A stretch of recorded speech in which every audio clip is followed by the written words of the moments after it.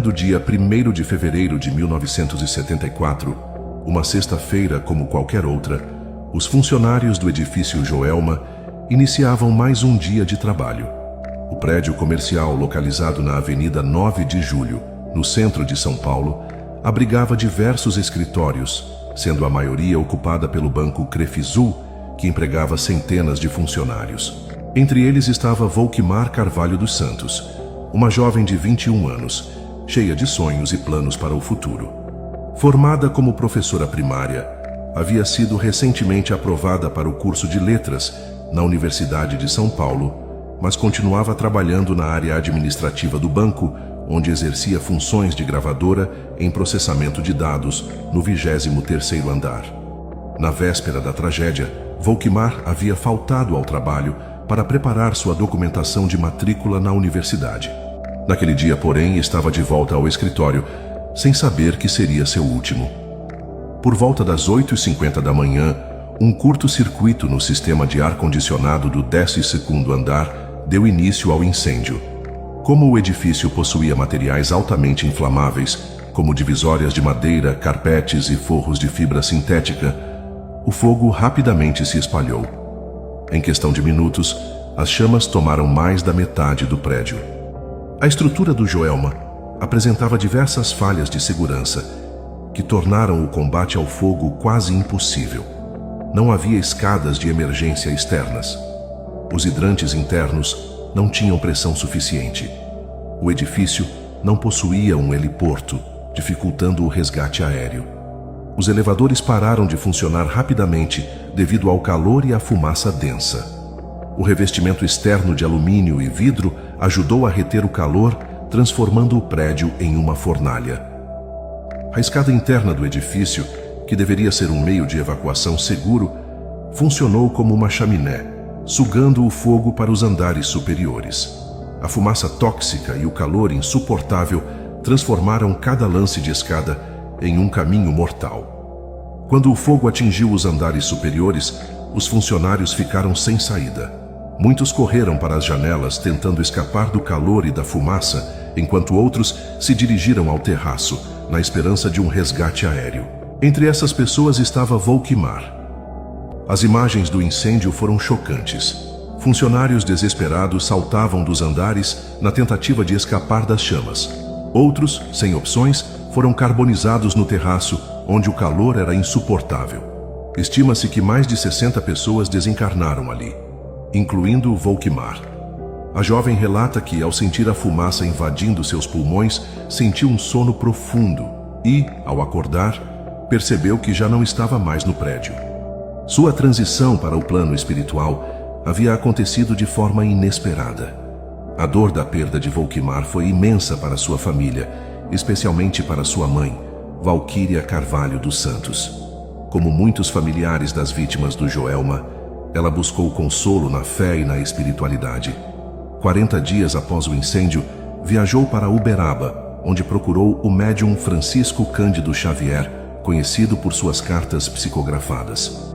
No encontro, Chico Xavier descreveu detalhes da vida de Volquimar, incluindo informações que ele não poderia saber de forma natural, como o fato de que a jovem havia deixado em casa um cartão de comunicação mediúnica com letras e números que usava para se comunicar com os espíritos ainda em vida. Na carta psicografada, Volquimar enviou uma mensagem emocionante à mãe. Mãezinha querida, no momento do fogo, o tumulto era grande. Corremos para o terraço na esperança de um resgate que não veio. Orei, mãe, como nunca antes. A fumaça tomou tudo e um torpor suave me envolveu. Quando percebi, já não estava mais no Joelma. Ela relatou que assim que desencarnou, foi acolhida por seu avô materno, Álvaro de Carvalho, e por outros espíritos que a ajudaram a compreender sua nova realidade. Muitos dos desencarnados no incêndio estavam desorientados, sentindo os efeitos do trauma, mas foram sendo socorridos com o tempo.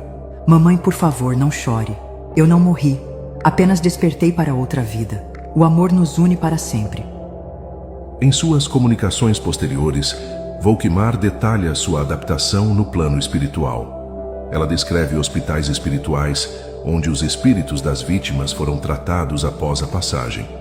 Conta sobre os resgates promovidos por entidades de luz que buscaram cada um dos que partiram na tragédia, oferecendo-lhes conforto e entendimento. Mãezinha, muitos de nós ainda estavam presos às sensações do incêndio, acreditando que ainda estávamos em meio ao desespero. Mas mãos luminosas nos recolheram e nos ensinaram que estávamos vivos, apenas em uma nova forma. Foi um tempo de aprendizado e renovação. Além de seu avô, Volkmar menciona amigos espirituais que a ajudaram na adaptação. Ela fala sobre a necessidade do perdão e do amor como forças essenciais para seguir evoluindo no mundo espiritual. Eu compreendi, mamãe, que nossa vida é um fluxo contínuo. As provas da Terra são apenas lições necessárias ao nosso crescimento. O incêndio não foi o fim, mas um recomeço. A história de Volkmar é um testemunho de fé e continuidade da vida. Sua mãe, após receber as mensagens psicografadas, encontrou conforto e passou a compartilhar sua experiência com outras famílias que perderam entes queridos. O relato da jovem se tornou um dos mais conhecidos entre as cartas psicografadas de Chico Xavier e continua emocionando aqueles que buscam provas da imortalidade da alma. O edifício Joelma foi reformado e, anos depois, reinaugurado como Edifício Praça da Bandeira.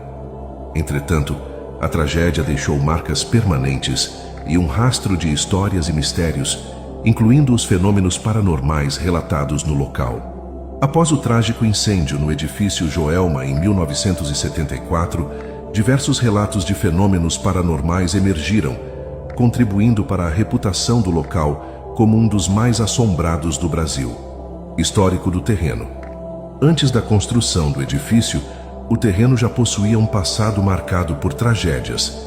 Em 1948, ocorreu o crime do Poço, no qual o professor Paulo Camargo tirou a vida de sua mãe e duas irmãs, ocultando os corpos em um poço no quintal e, posteriormente, tirando sua própria vida.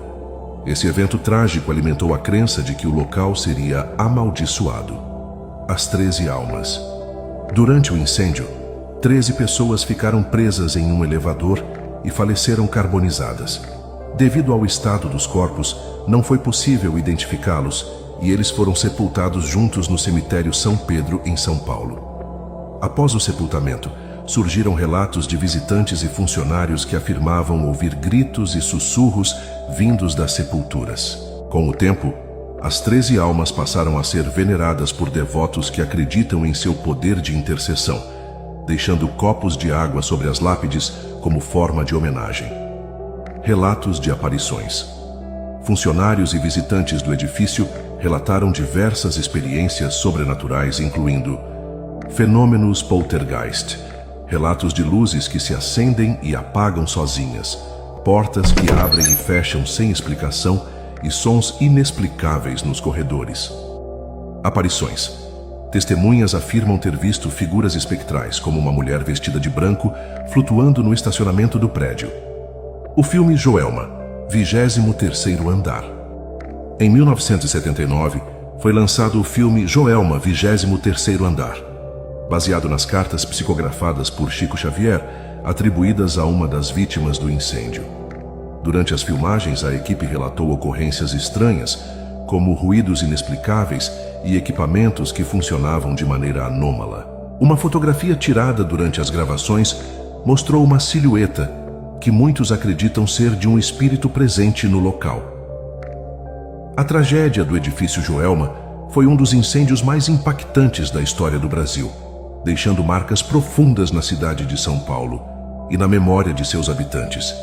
Mas além do sofrimento e da dor, a história de Volkmar Carvalho dos Santos nos lembra que a vida não termina com a morte e que, de alguma forma, o amor transcende todas as barreiras.